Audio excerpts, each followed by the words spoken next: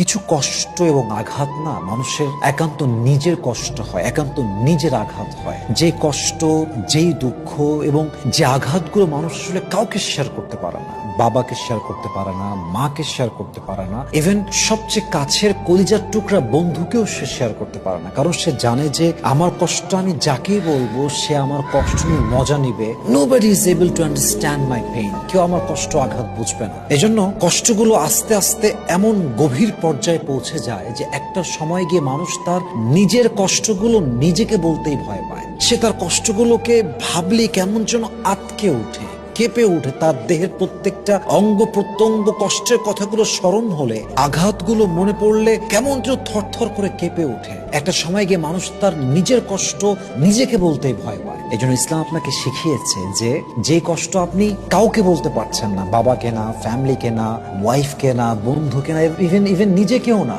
আপনি সেই কষ্টগুলো সেজদায় লুটিয়ে, নিজের মাথাকে নত করে সেজদায় লুটিয়ে দিয়ে আল্লাহকে বল। আল্লাহ আপনার কষ্টের প্রাইভেসিও রাখবেন এবং অচিরে আপনার সমস্ত দুঃখ কষ্ট আল্লাহ দূর করে দিবেন ইনশাআল্লাহ।